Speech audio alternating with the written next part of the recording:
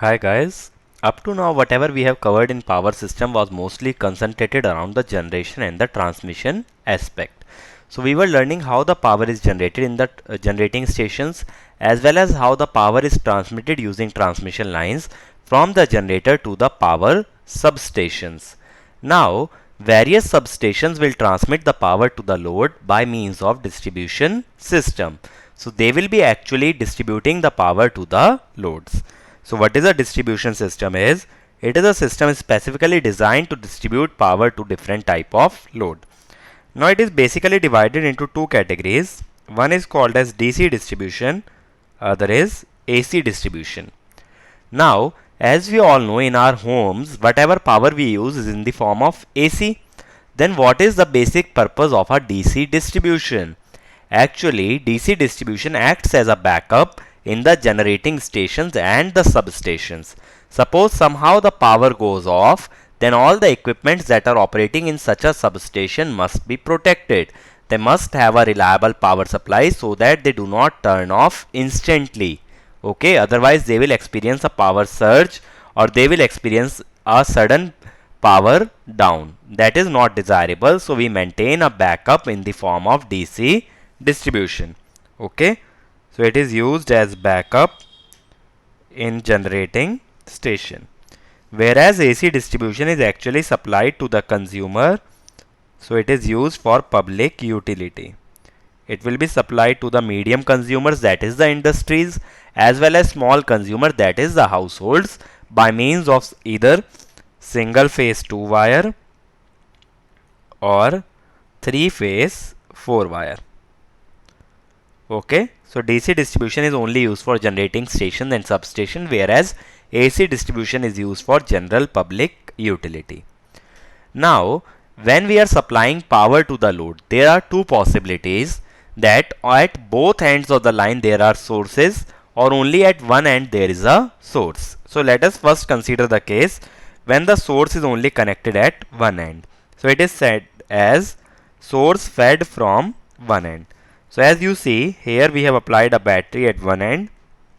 Then we have connected three motors M1, M2, M3 as loads on the distribution system. Now this system is represented something like this. This arrow here marks the current that is being injected. This is the voltage of the supply, and the loads are represented as constant current load. That is, they are drawing certain current from the transmission line or from the distributor. So now, since this is drawing current I3 by KCL, current in this section should be I3. So current in CD section should be I3. Now here current is I2, this is I3. Current in BC section should be I2 plus I3. Then here current is I2 plus I3, here it is I1. Current in AB section must be I1 plus I2 plus I3. Now, as I told you in the earlier classes also, the critical design criteria in distributor is the voltage drop, because all loads must be supplied at the rated voltage, so the voltage drop from the source to the load must be minimum. Hence, one of the challenges or one of the problems while solving a distributor is to find the voltage drop from the source to the load. So now, if you see the actual circuit, suppose this is the resistance. Let us say this is the length L1, length L2 and length L3. Now we know in a transmission line all the parameters are distributed. So resistance will be resistance per unit length. Okay. So this we let us call it as R.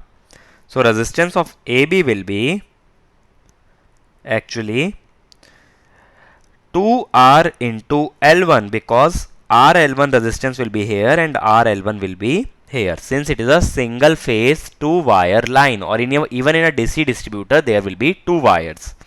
So resistance will be taken as double, that is 2RL1. Okay, though it may seem from here that the resistance should be RL1, but there will be voltage drop when the current will be coming back in this section. So you have to consider the twice the resistance to account for the voltage drop in the second wire also. Okay, so this resistance is called as loop resistance. Okay, because there is a voltage drop in the forward conductor as well as in the return conductor.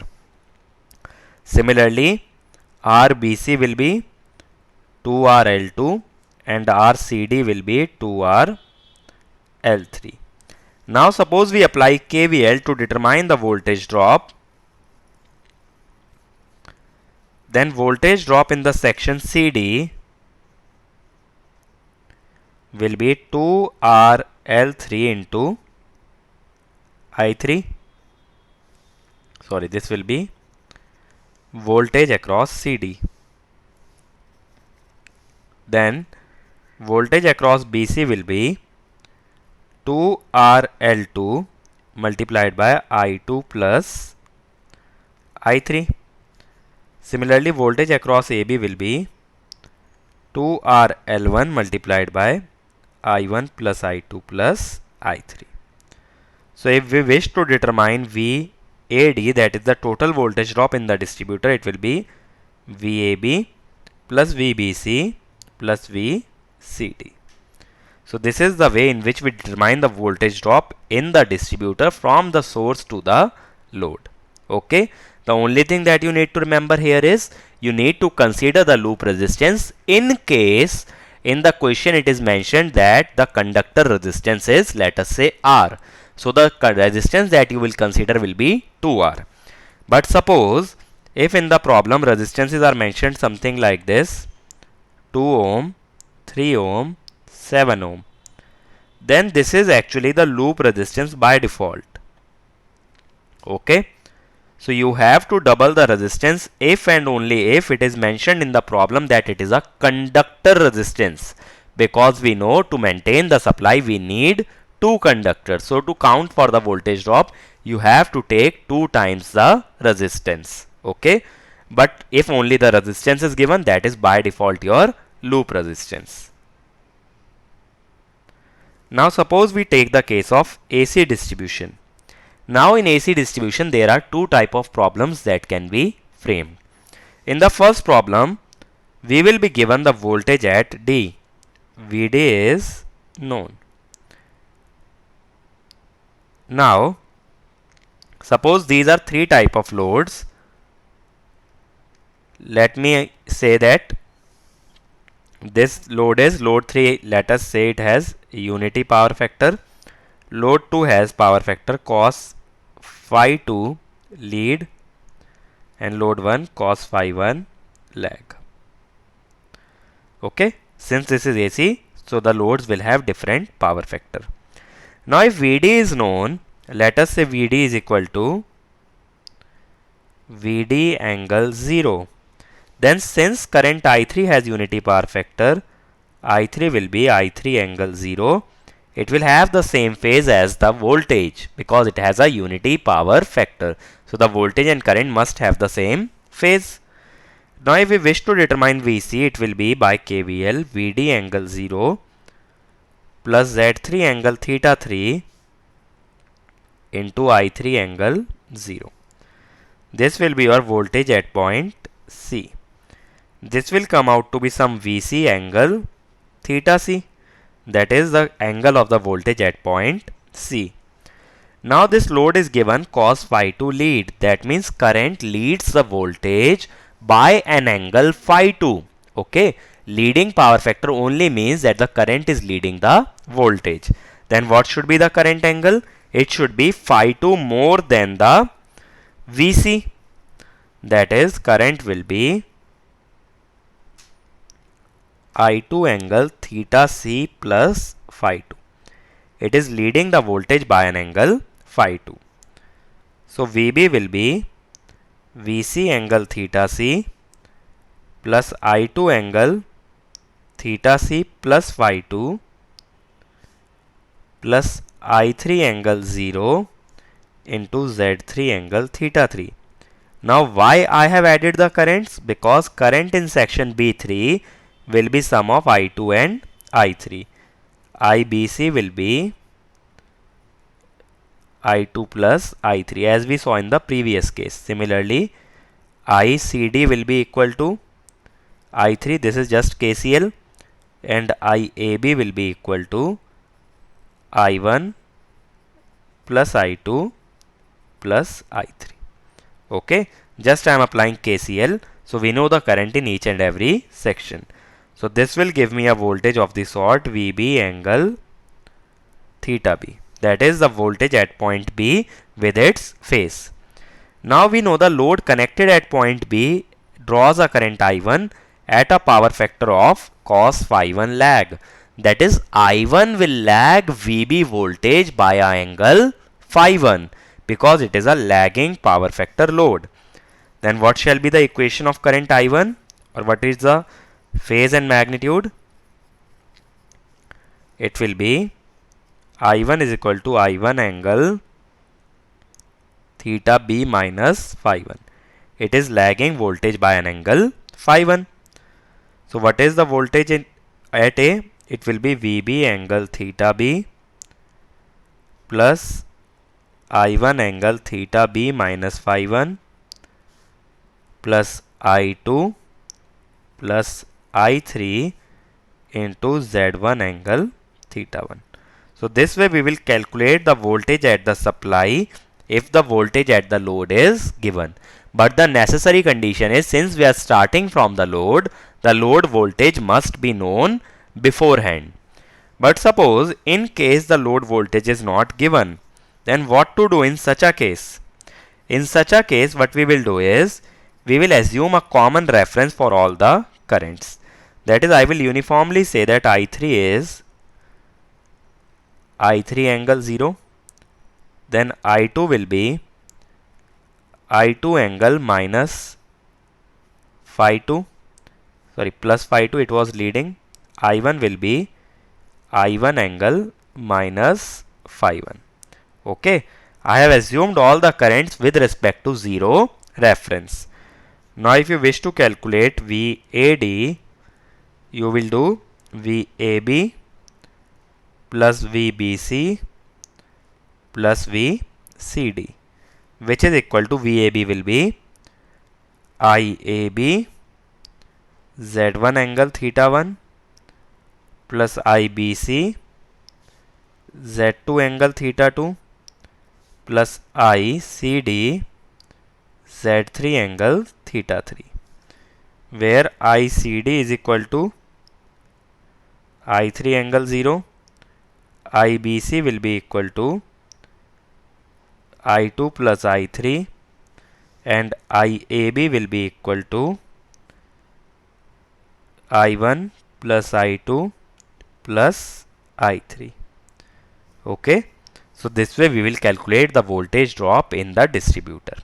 So it depends whether or not the angle or the voltage at the load end is given to you beforehand. If it is given, then make use of that and do the exact analysis. Otherwise, the approximate method is to assume the currents with respect to the same reference. Okay. So this is about your AC distributor. That is how to handle the AC distributor. So we have two cases. If we summarize, VD is known, then current will be taken with respect to load voltage. Okay, VD is unknown, then current is taken with respect to common reference. So these two rules you must always remember. Now let us consider in what ways we can design a distribution system. So here I have shown a distribution system. This is my generator. These are 5 substation. SS refers to substation. Now if you see SS1, 2, 3 and 4, these are connected in a closed loop. This is called as ring distribution. Whereas if you see from SS5, all the loads are connected linearly or radially. So it is called as radial distribution. Now what is the problem in radial distribution? As we saw in the previous two cases, when the source is fed from one end, then as you move away from the source, there will be voltage drop in the line, and voltage will go on reducing as you move farther away from the source. So the load at the far end of the transmission line will always experience a lower voltage as compared to a load which is connected to near to the source. So that is why low voltages will be observed in case of a radial distribution. That is why other type of distribution is ring distribution, where such sort of low voltages can be minimized. Okay. So first let us talk about radial distribution. Okay.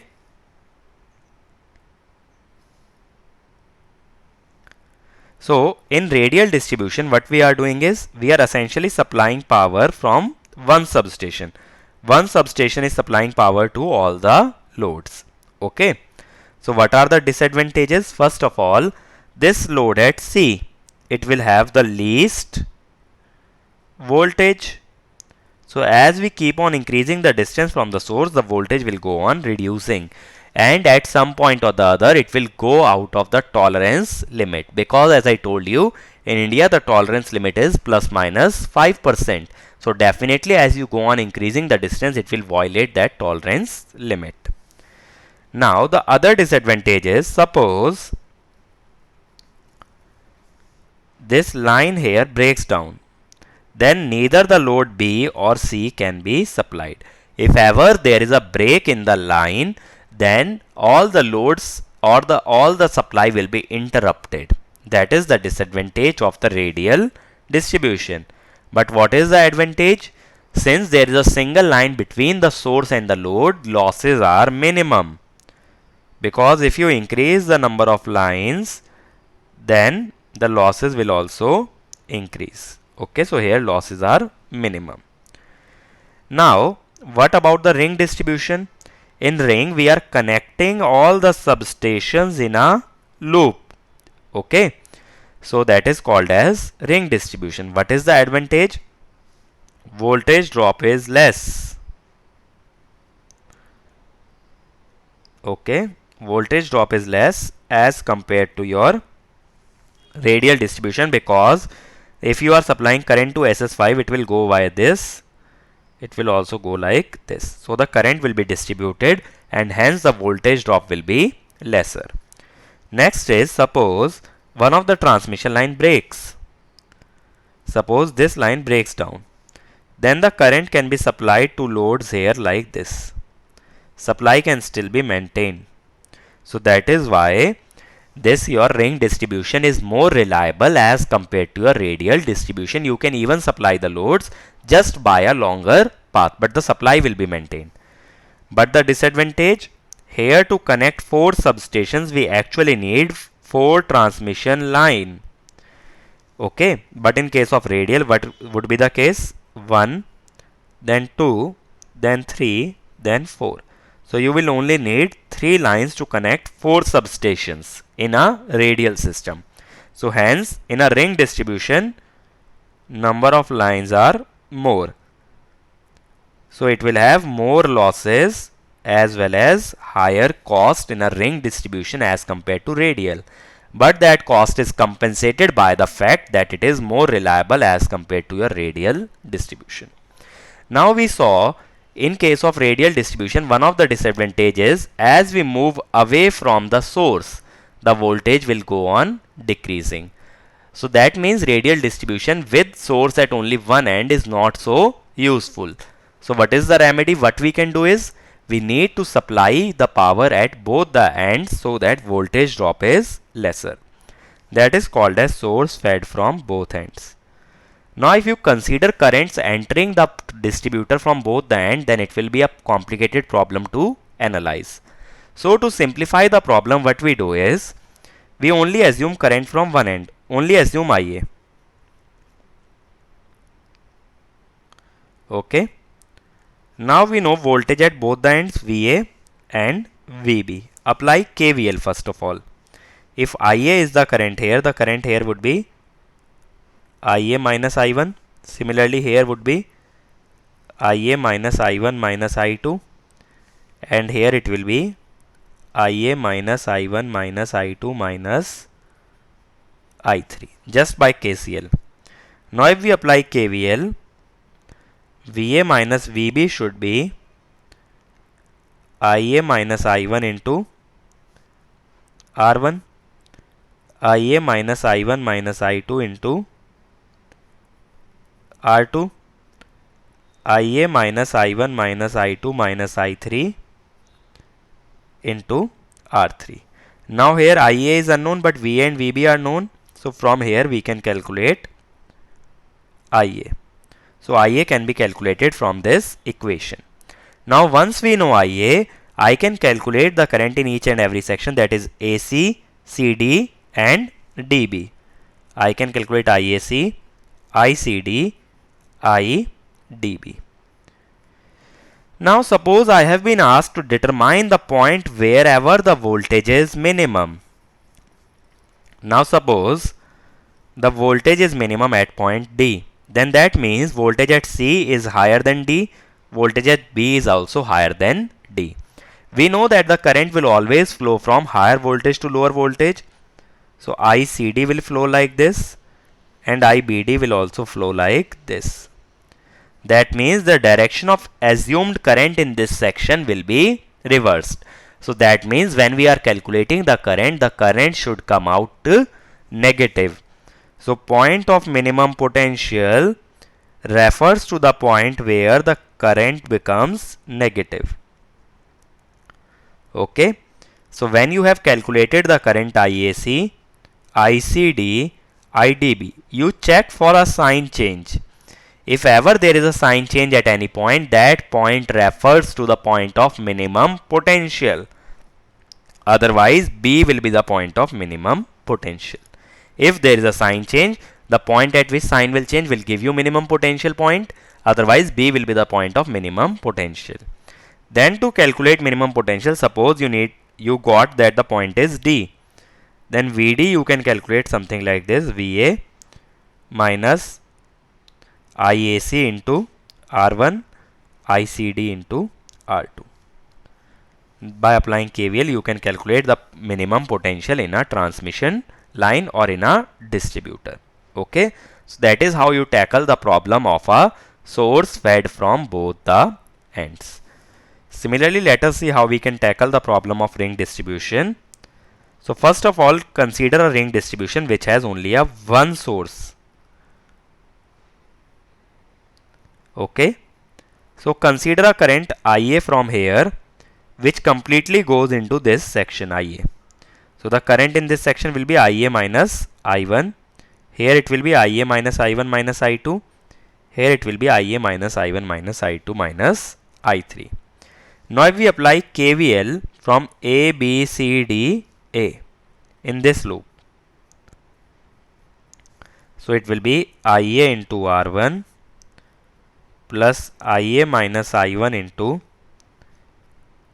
R2 plus IA minus I1 minus I2 into R3 plus IA minus I1 minus I2 minus I3 into R4. Since initial and final point is same, potential difference is 0. Okay. So the only difference between the last problem and this problem is the left hand side of the equation, or the potential difference, will be equated to 0 in case of a ring distribution. Why? Because the initial as well as the final point is identical. Other than that, you will again check for a sign change to determine the point of minimum potential, and rest of the steps will remain same. But remember, in case of ring distribution we have considered a single source, whereas in case of radial we were considering source at both the ends of the line.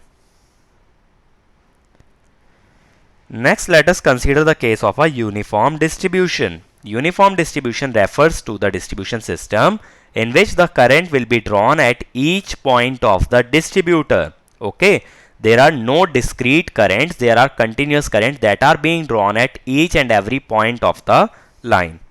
Okay, so here I am considering resistance per unit length is R ohm per kilometer.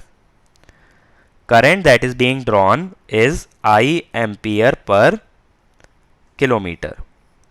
Okay, So here we have shown continuously current being drawn by the loads from the line, and total length of the line is L. Now suppose I current is being drawn.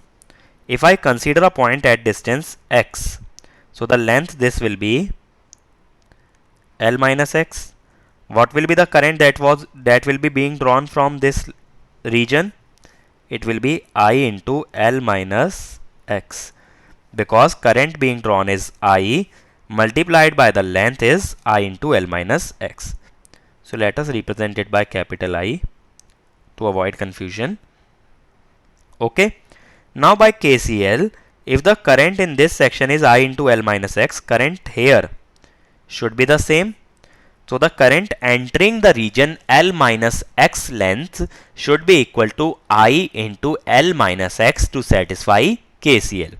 What I am saying is, current delivered to the load in the section L minus x is equal to I into L minus x. So that much current must enter this region, because current entering must be equal to the current delivered to the load. So current entering in this region is I into L minus x. Then what is the voltage drop in this section dx? Current is L minus x. Resistance of this length will be R into dx. So what is the voltage drop? I L minus x into R dx, or we can say IR L minus x dx. To determine total voltage drop, we will integrate this dV, that is IR L minus x dx, where x will vary from 0 to L. So if we integrate this, what we will get is IR Lx minus x square by 2 from 0 to L, that is IR L square minus L square by 2. So IR L square by 2. This will be the total voltage drop in the distributor for the case of uniform distribution. Okay.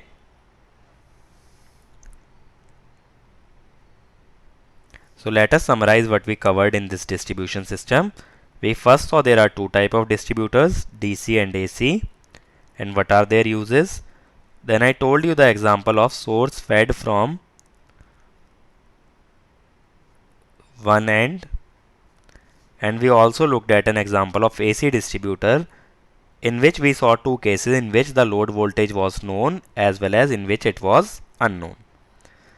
Then we saw types of distribution, that is radial and the ring distribution. Then we saw the case where source was fed from both ends, where both ends were connected to the source. Then we saw the case of ring distribution, how to find the minimum potential, and last we saw uniform distribution. Okay. So this is a very small topic, distribution system, and these are all the cases that can be asked in the GATE examination. So in the next lecture, we will see a few problems that are based on this topic.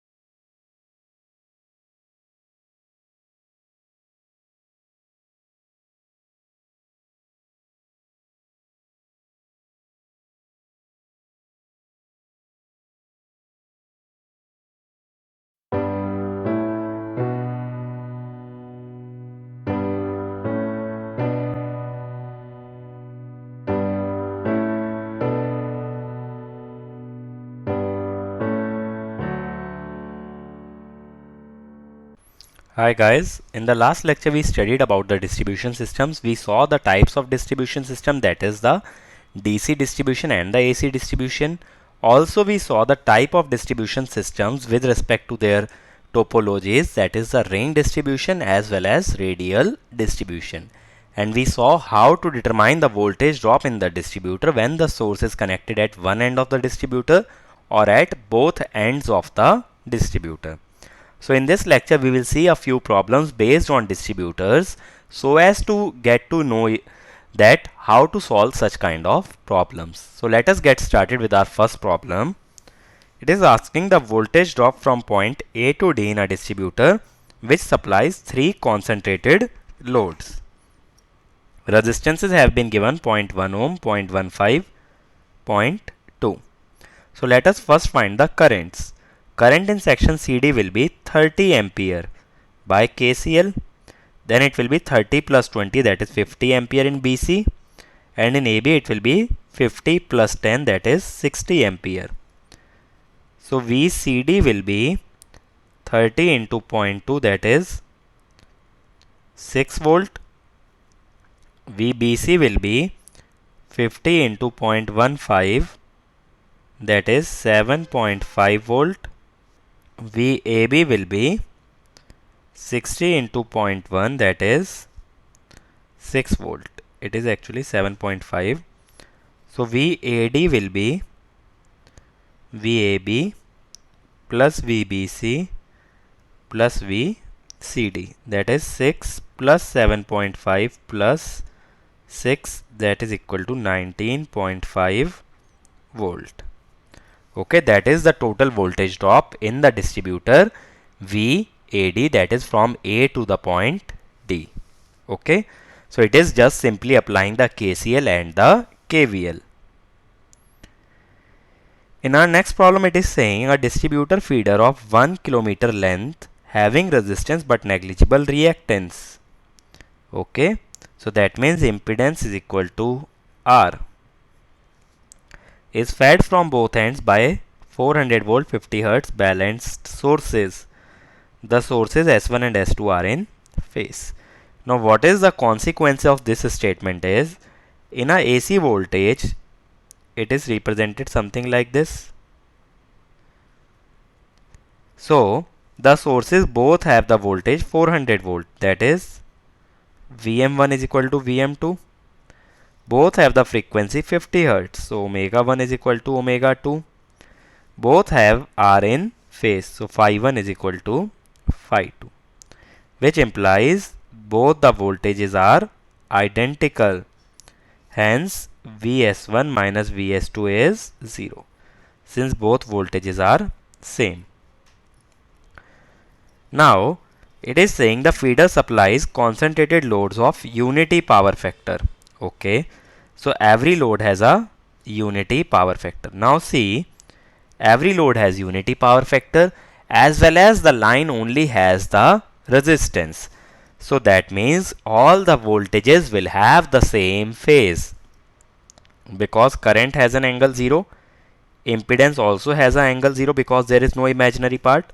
So voltage always will have the angle 0. That is, the voltage at each and every point will have the same phase. So we need not worry about the phasors. We can directly use them as scalars.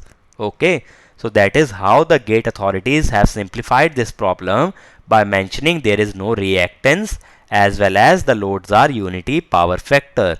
So you can treat this problem as a DC distributor instead of AC because there is no point in considering the phase.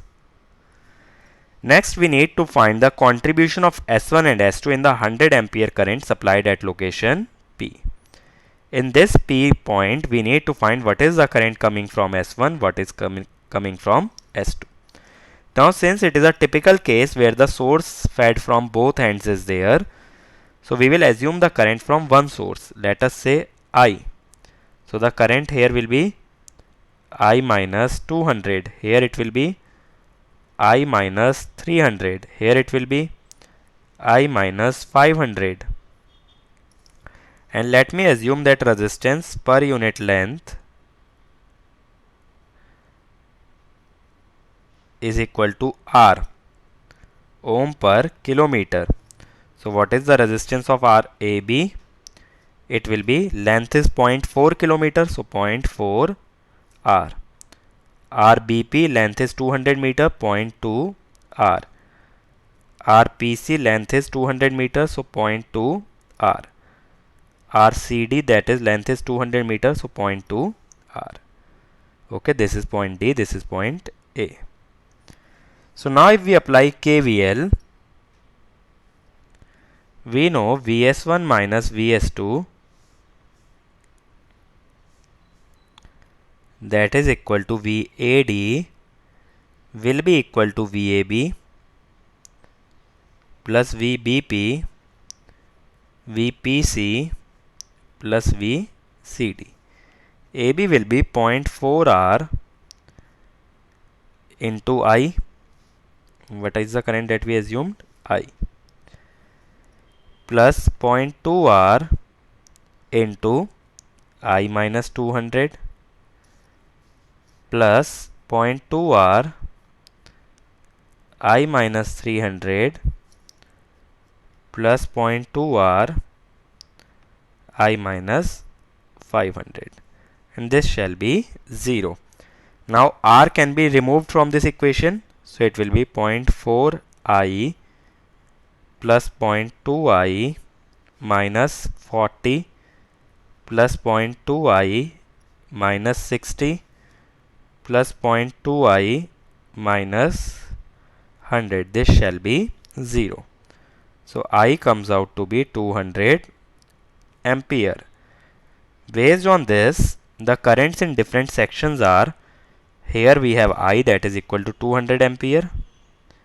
Here we have I minus 200, that is equal to 0 ampere.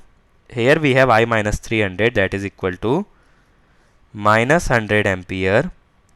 I minus 500, that is equal to minus 300.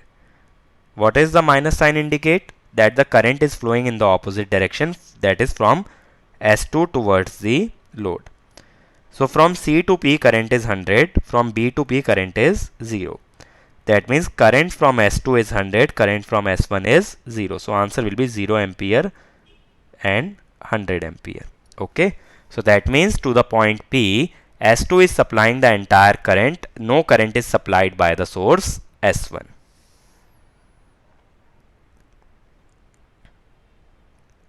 In our next problem, it is saying a single phase AC distributor supplies two single phase loads shown in the figure. We have been given the voltage at point B. We need to find the supply power factor. So now this is the case where we know the load and voltage. Okay. So here VB is known. So VB is equal to 220 angle 0. Okay. So here the current at load B is 30 ampere, unity power factor, so it will be 30 angle 0 ampere. We can calculate voltage at A. It will be 220 angle 0 plus 30 angle 0 into Z2 is J 1.5. So this comes out to be 224.55 angle 11.56 degree volt. Now we know VA. Now let us first calculate the current in this section. First, the current at IA, it is 10 ampere, 0.6 lag. So that is 10. Angle will be 11.56. 0.6 means 53.13. So it will be 10 angle minus 41.57. Now if we wish to calculate the current from source to the point A, that is the source current, that is 10 angle minus 41.57 plus 30 angle 0. So this will come out to be 38.064 at an angle minus 10.04 degree. Now we can calculate supply voltage. It will be VA plus IS into Z1. Now VA was 224.55 angle of 11.56.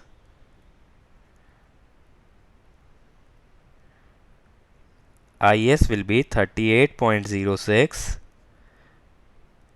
10.04 into Z1 is J1.5.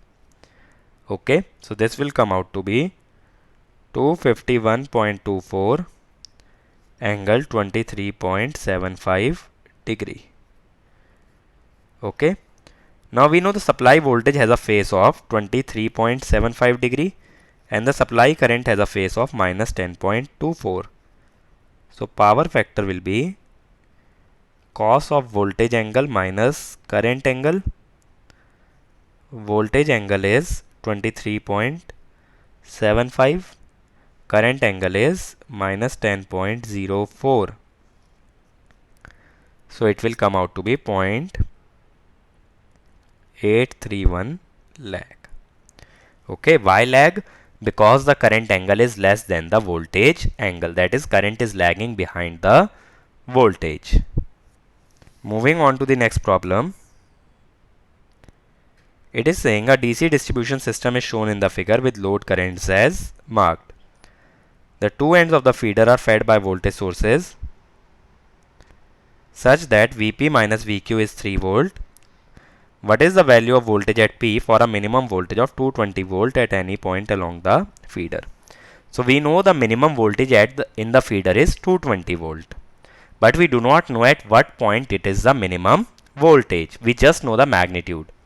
So first we need to identify the point at which the voltage is 220 volt. That is, we have to locate the point of minimum potential. And how do we do that? So first let us supply the currents. So if I assume the current here as I, current here as I minus 10, here as I minus 30, here it will be I minus 60. Just I have applied KCL. Now to find the point of minimum potential, we will apply KVL. So Vp minus Vq will be I minus 10 into 0.1 plus I minus 30 into 0.15 plus I minus 60 into 0.2. So it will be 3 is equal to 0.1 I minus 1 plus 0.15 I minus 4.5 plus 0.2 I minus 12. So if we simplify this equation, what I will get? 3 plus 4.5 plus 12 plus 1 should be equal to 0.45 I. So I will come out to be how much? 45.55 ampere. Now we shall calculate the current in each and every section. So I PR, that was I minus 10, 35.55 ampere. I RS, that is I minus 30, so it is 15.55 ampere. Then I SQ, it was I minus 60, that is 14.45 ampere with a minus sign. So if you see at point S, the direction of current is reversed or the sign changes. So that is, the S has the minimum potential, which is equal to 220 volt. Now to determine Vp, we will apply KVL, that is Vs plus I Rs into 0.15 plus I PR into 0.1. 220 plus 15.55 into 0.15 plus 35.55 into 0.1, that is equal to 225.89 volt. Okay, so that is how you determine the point of minimum potential in case of a distribution system. In our next problem, it is saying a DC 2-wire ring main distributor is shown below. Find the total current supplied by the two sources. Resistance of each conductor is 0.1 ohm per kilometer.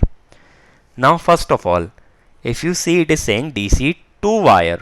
2-wire means one wire will be used as forward path, other will be used as the return path. and it is giving me the resistance of each conductor. That is, the resistance that I have to use is 0.2 ohm per kilometer. Okay, and it is giving me that V1 is equal to V2. So you cannot directly apply the ring distribution case here, because there we considered only a single source, but here we have the two sources. Okay, so directly that method is not applicable. So what to do is, we will assume current I1 here. So it will be I1 minus 50. It will be I1 minus 90. Now let us apply KVL in this path. V1 minus V2.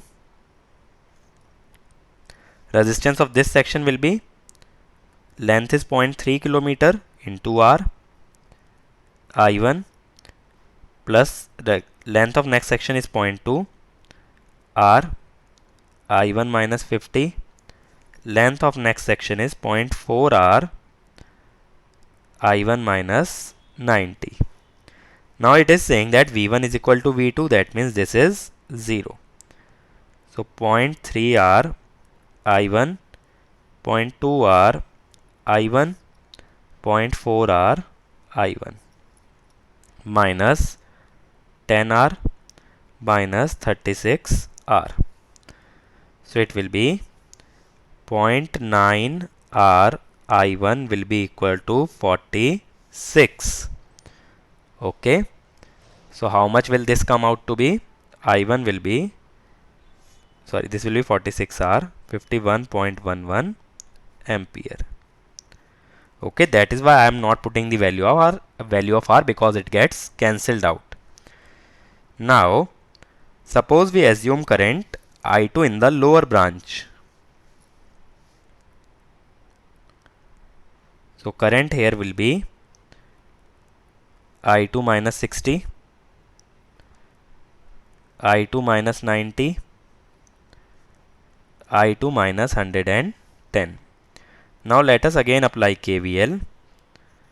V1 minus V2, current in first section is I2. Length of such section is 150 meter. So that is 0.15 R. Current in next section is I2 minus 60. Length is 250 meter. I2 minus 60, 0.25 R. Current in next section is I2 minus 90. Length is 300 meter. I2 minus 90, 0.3 R. Current in next section is I2 minus 110. Length is 200 meter.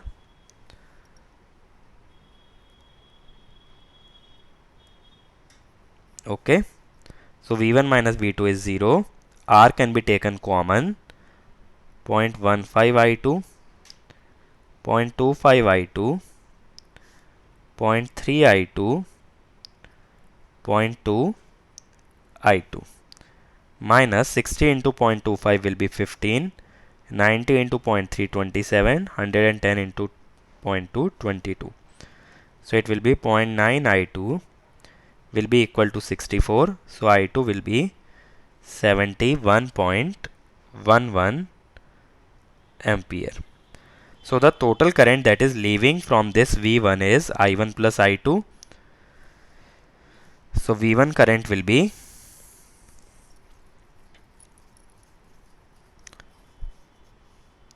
current supplied by V1 will be 71.11 plus 51.11, that is 122.22 ampere. Now current in this section was I1 minus 90.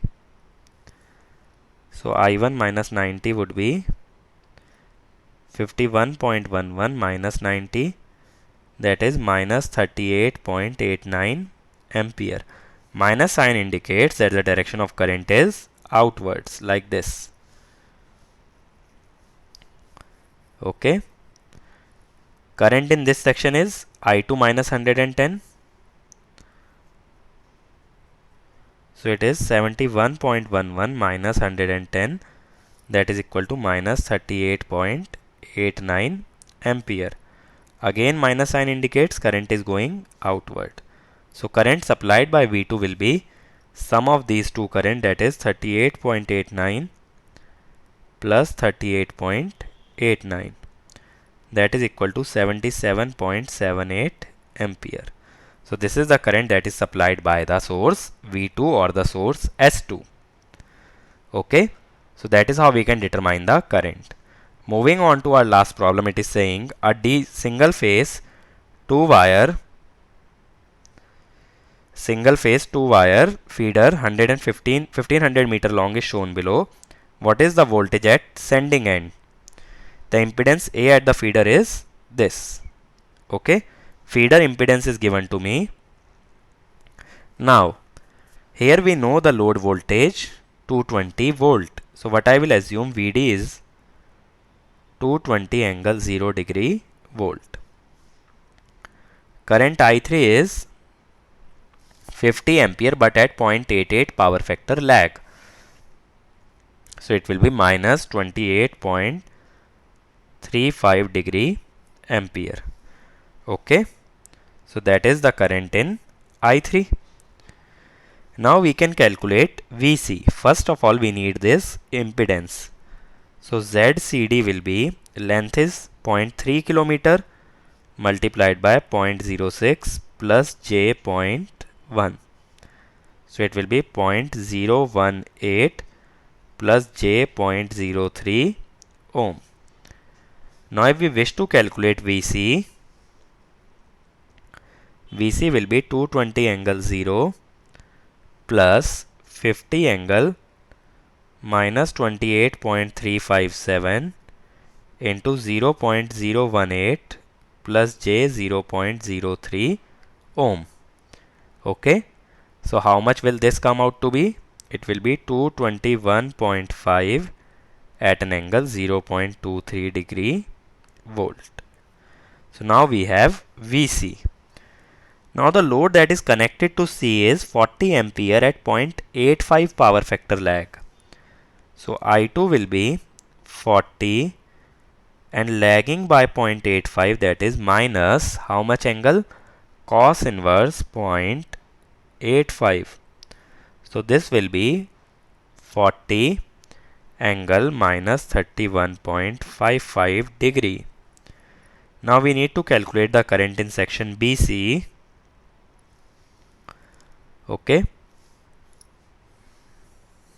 so current in section BC will be sum of I2 and I3, that is 40 angle minus 31.55 plus 50 angle minus 28.357. Okay, so if we add these two currents, the current come out to be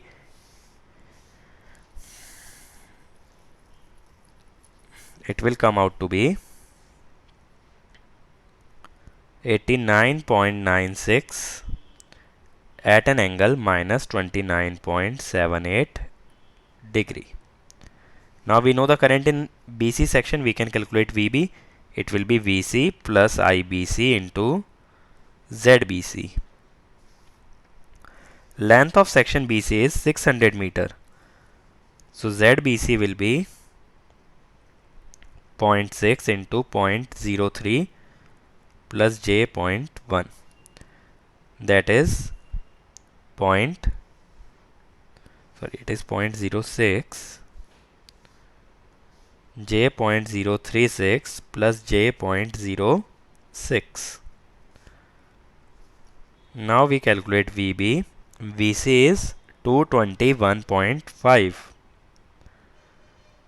angle 0.23 plus 89.96 angle minus 29.78 into 0.036 plus J.06.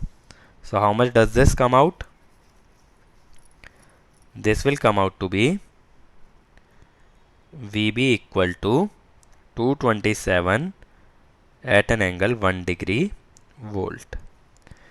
Now to calculate VA, we need to find the current in AB and impedance of AB. So ZAB will be 0.6 meter is the 0.6 kilometer is the length. So it will be 0.036 plus J 0.06 ohm. Okay, and what will be the current? Current will be, first of all we need to calculate I1. I1 will be how much? It is lagging by a power factor 0.8. So it will be 60 angle 1 minus 36.86, 60 angle minus 35.86. Then IAB will be IBC plus I1 just by KVL. IBC is 89.96 at an angle minus 29.78 plus 60 angle minus 35.86. So how much will this come out to be? This will come out to be 149.76 angle minus 32.21 degree ampere. So let us calculate VA. It will be VB plus IAB ZAB. VB is how much? 227 angle 1 plus 149.76 angle minus 32.21 into ZAB will be how much? 0.036 plus J 0.06.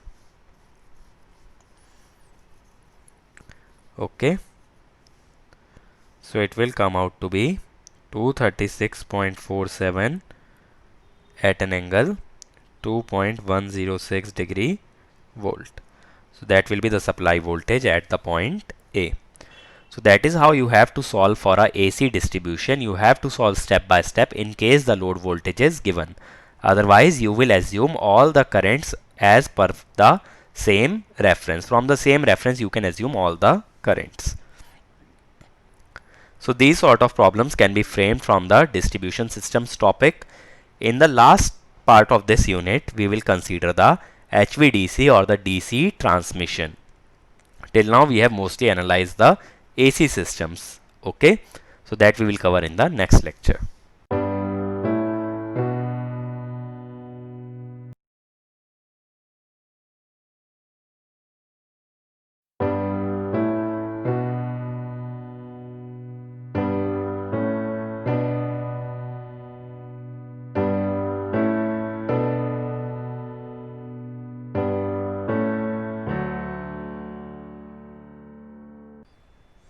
Hi guys, up to now whatever we have covered in transmission was related to AC transmission.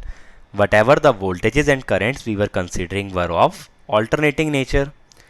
So the first question that comes to mind, that when we go for DC transmission, what is the motivation behind your HVDC or the DC transmission?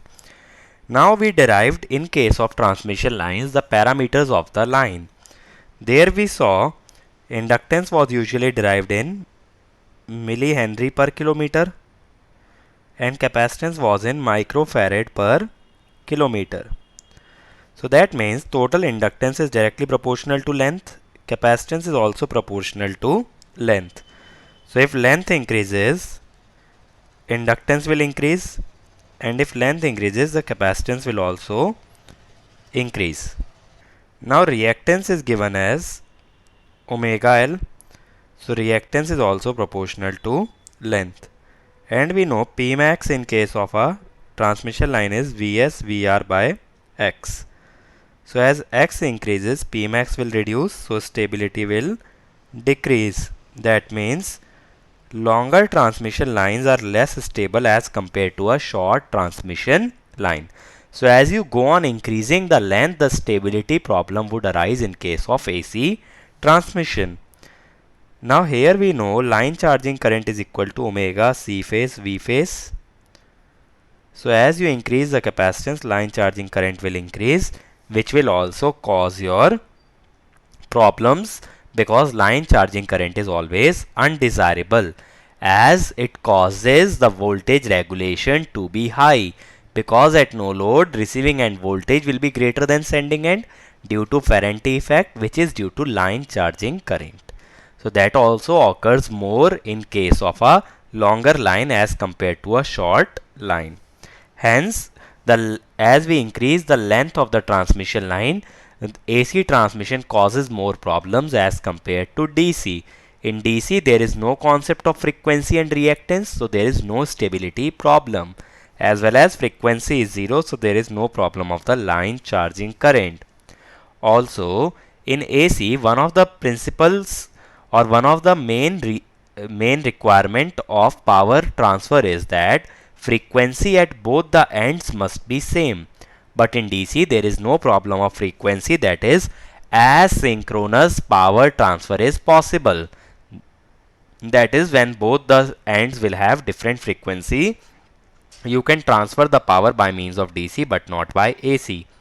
Suppose in case of English or the British system, the frequency is 50 Hz, whereas in US the frequency is 60 Hz. So if you want to lay down a conductor to transfer power between the US and the UK, you need to use a HVDC link and not a AC link. Now let us look at the principle of operation of a HVDC system. Now in case of HVDC transmission, the generation is actually in terms of AC. Because for generation we mostly use synchronous generators or three-phase synchronous generator. So before transmitting the power, we need to convert it to AC.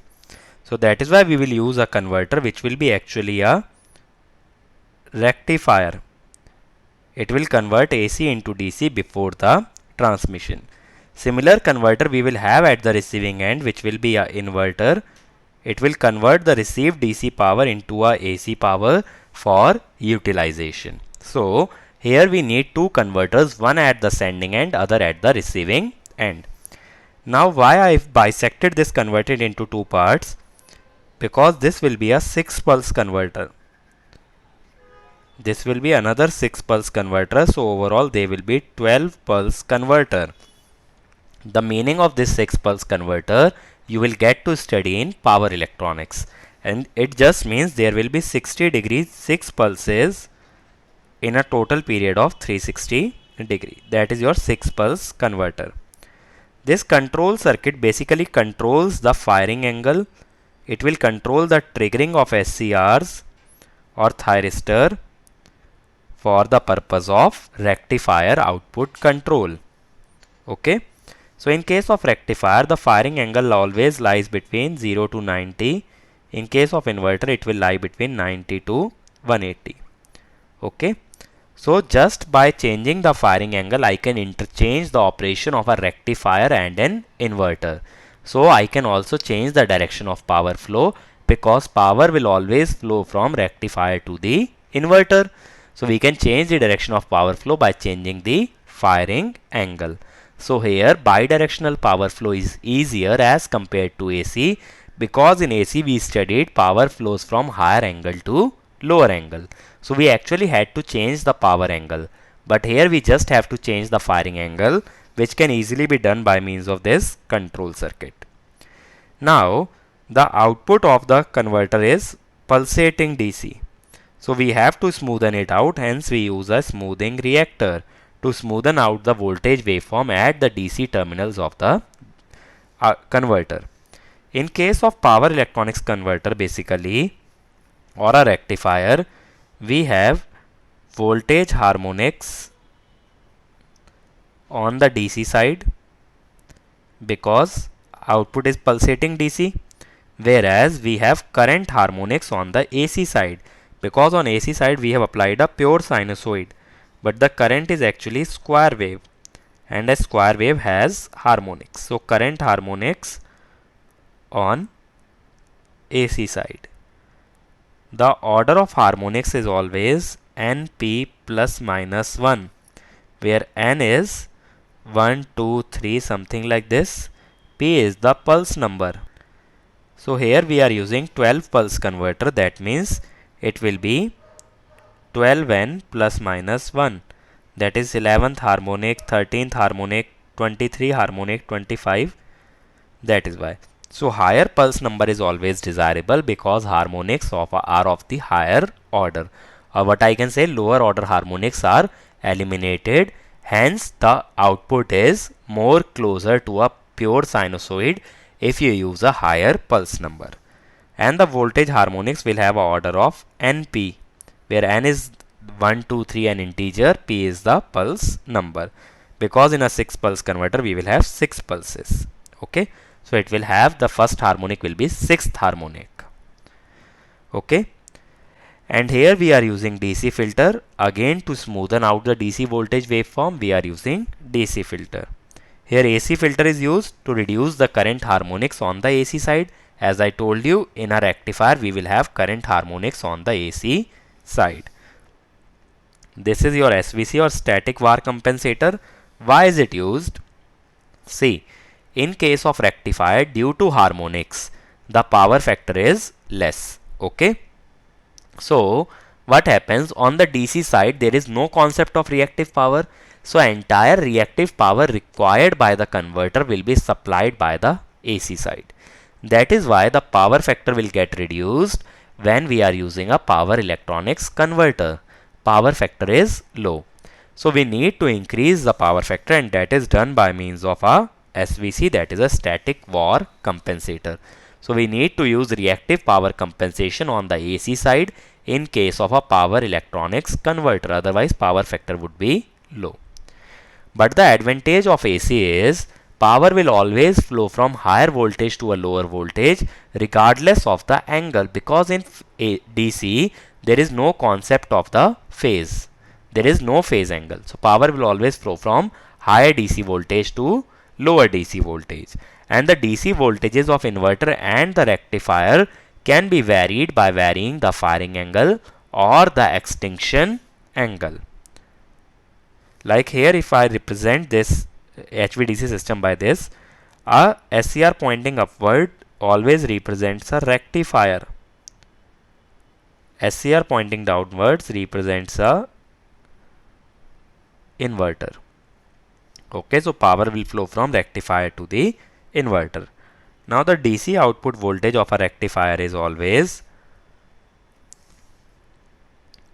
3 V ml rectifier by pi cos alpha minus 3 omega LR by pi ID, where ID is the DC current flowing in the HVDC link. Here VMLR is nothing but it is the maximum line to line voltage on the rectifier side, that is here. So maximum voltage of line to line voltage is VMLR, and V2 will be 3 VMLI by pi cos gamma minus 3 omega Li by pi ID. Gamma is the extinction angle of the inverter, alpha is the firing angle of the rectifier. ID will simply be V1 minus V2 by R. This will be the DC link current. So if you can change the voltages V1 and V2 by changing the firing angle and the extinction angle, we can also change the direction of current and the magnitude of current. Okay. So that is how we can easily control the direction of power flow and the magnitude of power flow just by controlling the firing angle, which is done by means of a control circuit in the system. Now there are various type of DC links. First is called as monopolar link. So as we know, for power transfer or for current flow we need a closed circuit. So either the closed circuit can be done by means of two wires, one as a forward conductor, other as a return conductor, or you can use only one conductor and other ground as the return path. Okay. So here we are using ground as a return path and we use only one conductor. So now one conductor will always have only one polarity. One polarity means, suppose V1 is, let us say, minus 500 volt. V2 is, let us say, minus 400 volt. Voltage in this line will be lying between V1 and V2 always. Okay.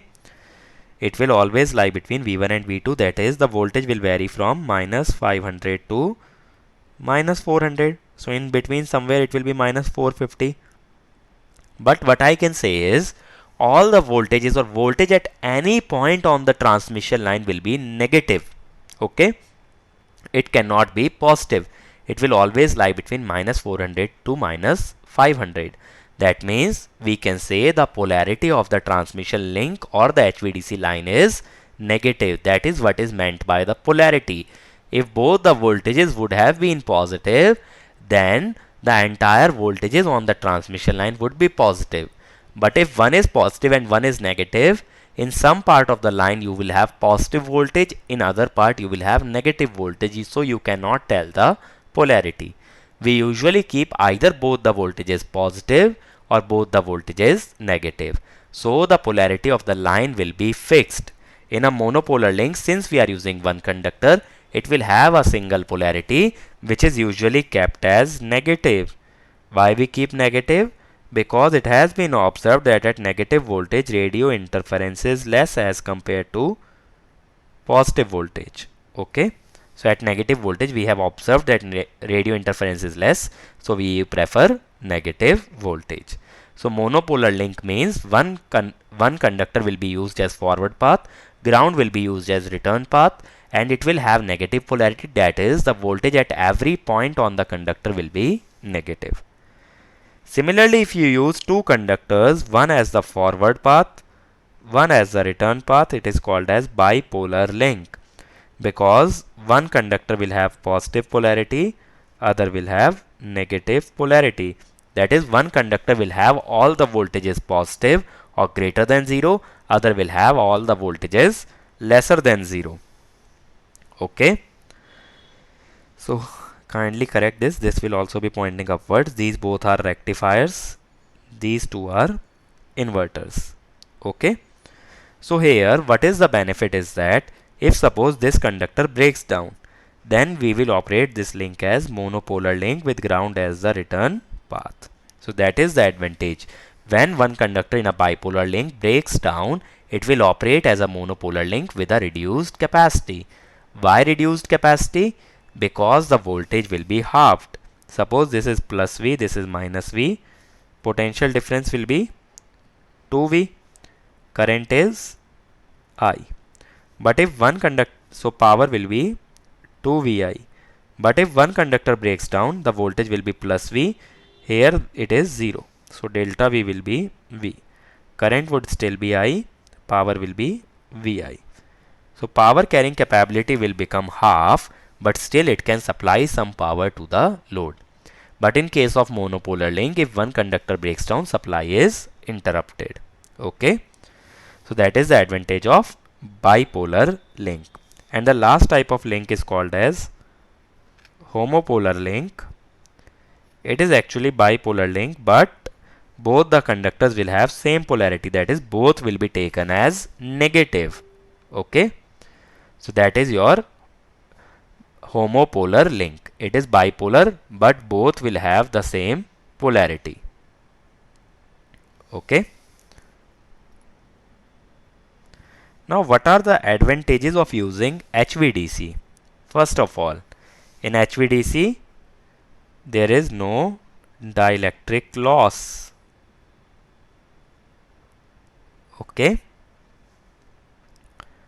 no line charging current, so no distance limitation. We can use it for as much distance as we want. Then there is no problem of stability.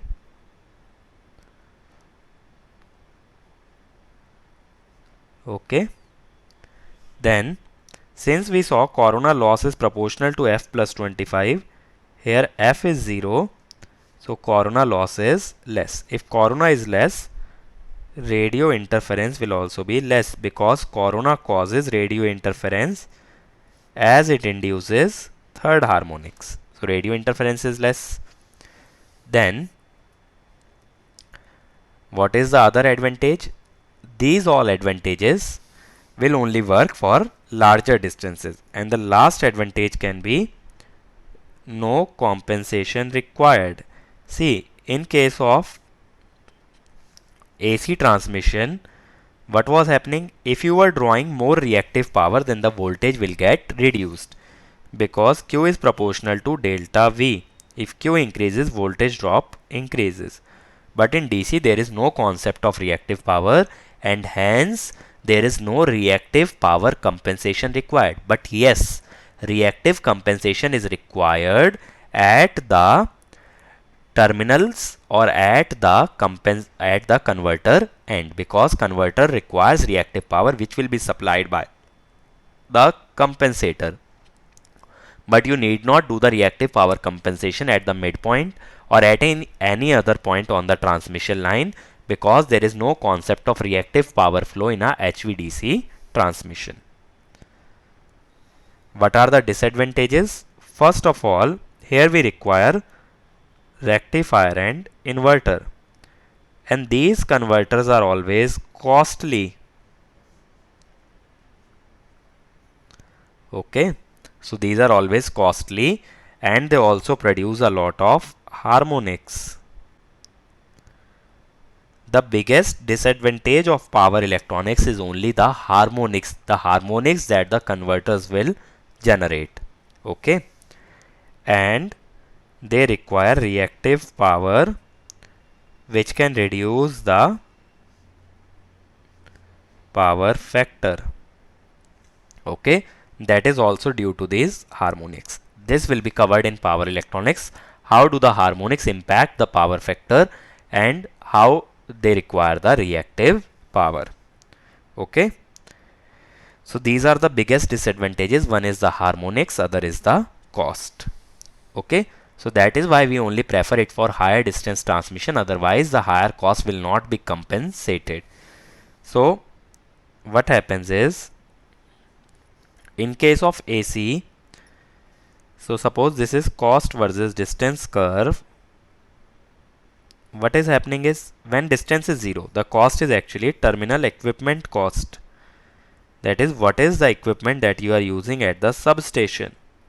That obviously will be higher in HVDC because we need to use rectifiers, we need to use filters. So terminal equipment cost is higher in HVDC.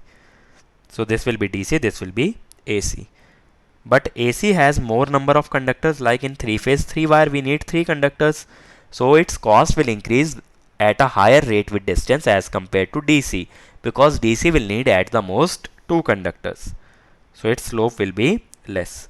So at this point both costs are equal. It is called as break-even distance, where both costs are equal. At a distance higher than this, HVDC is preferable. At a distance lower than this, we use HVAC. So that is how we will plot this sort of a curve to decide whether to go for HVDC transmission or we can stick to HVAC transmission. Now let us consider a problem. Consider a HVDC link which uses thyristor based line commutated converter for a power flow of 750 megawatt from system 1 to system 2. It should be system 2. The voltage at two ends are given as V1 is 500 kV, V2 is 485, I is 1.5. Now we need to reverse the direction of power flow without changing electrical connection. Now power in DC is given as P is equal to VI. If you want to reverse power flow, then P is equal to VI must become less than 0. Then either V must be less than 0, I greater than 0, or V greater than 0 and I less than 0. That is, you have to reverse only one thing. Either reverse the voltage polarity or reverse the current direction. And one thing also to remember in HVDC is, current will always flow from higher voltage to lower voltage. That is, if I is flowing in this direction, then V1 must be greater than V2. Okay. So current direction depends on the magnitude of voltage, and to reverse the power flow, either reverse the voltage polarity or reverse the current direction, but not both. Because if both becomes negative, then their product would still be positive. So direction of power flow would still be the same. Now let us look at the options. V1 minus 500 minus 485. That means V2 is greater than V1. So current will flow from 2 to 1. So current should have been negative, but current is given positive. So this option is invalid. Okay, because current will always flow from higher voltage to lower voltage, and the current direction is indicated from V1 to V2. So if current is flowing from V2 to V1, then the direction should become negative. So current should have been minus 1.5. So this option is invalid. In the next, V1 is minus 485, V2 is minus 500. So V1 is greater than V2. Current will flow from 1 to 2. So current is positive. Now product power is equal to VI. V is less than 0. Current greater than 0. So power will be less than 0. So this option is perfectly valid. Because power becomes less than 0, hence the power direction is reversed. In the next, V1, V2 both are positive. V1 is greater than V2. So current will flow from 1 to 2. That is, current should have been greater than 0. So this option is invalid because current flows from 1 to 2. This should have been positive. In the last, V1 is minus 500, V2 is minus 485. Which one is greater? V2. V2 is greater than V1. So current will flow from 2 to 1. So current should be negative. It is true, current is negative. But here voltage is less than 0. Current is less than 0. So power will be greater than 0. So that means power flow direction is still the same. So this option cannot be taken. So here B and D are valid options. But out of that, to reverse the power flow, you can only use B but not D. In case of D, power flows from 1 to 2. Power flow is not reversed. Hence, we cannot use the option D. But A and C are perfectly invalid because current always flows from higher voltage to lower voltage. Current direction cannot be from low to high voltage. In the next problem, it is saying two regional systems each having several synchronous generators and loads are interconnected by AC line. Okay. And a HVDC link as shown in the figure. Which of the following statements is true? Both regions need not have same frequency. Here if you see, one is your HVDC link, one is your AC link. So if you are using AC link, then both need to have the same frequency. So this is incorrect. Then total power flow can be changed by controlling HVDC converters alone. Now why would there be a power exchange between the two regions? Power exchange would be there because one region will be power deficit, other will be power surplus area. Now the amount of power that is being transferred between the two regions will depend on how much power is required in the power deficit region. So that does not depend on HVDC converter, that actually depends on the requirement of load. So this option is also incorrect. Power sharing between AC and DC can be changed by controlling HVDC converters. Now by changing alpha we can control VDC, we can control I, hence we can control power is equal to VI. So DC power can be changed, but total power, that is PAC plus PDC, should be constant as it is dependent on load. So we can change the sharing of power between AC and DC by controlling the HVDC converters. Because if you change PDC, PAC will automatically change to keep PAC plus PDC change. How does PAC automatically change? Because if power changes, the power angle delta automatically varies. Okay, power angle is not in our control. As your power requirement will vary, delta will automatically adjust itself. The direction of power flow cannot be reversed. In the previous example just now we saw direction of power flow can be reversed. Hence the C option is correct. So let us summarize what we covered in this lecture. We saw first of all why we need HVDC. Then we saw what are the various parts like AC and DC filter. DC filter were to smoothen out the DC voltage. AC filter were to smoothen out the AC current. Smoothing reactor, again to smoothen out the DC voltage waveform. Then we used SVC to supply the reactive power to the converters. Then we used rectifier and inverter. Rectifier converted AC into DC for transmission, and inverter converted DC into AC for load. So these were some of the components that were using in the HVDC. Then we saw type of link, that is monopolar, which used only one polarity or one conductor. Then bipolar, which used two conductor having opposite polarity, and homopolar, two conductor having same polarity. And then we saw advantages and disadvantages of HVDC.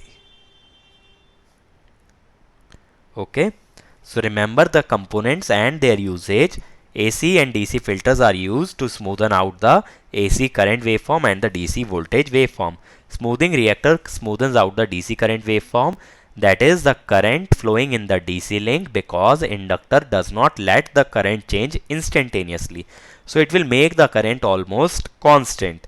SVC is used to supply the reactive power to the converters, because they need reactive power which cannot be supplied by DC link, so they will absorb from the AC side. Rectifiers and inverters are used to convert the voltage between AC and DC. So this is all about the HVDC transmission that you need to know. No need to worry about the power electronics converter concept that we have used in this lecture, because they will be anyways covered in your power electronics course. Okay, so this is all from the unit of transmission and distribution.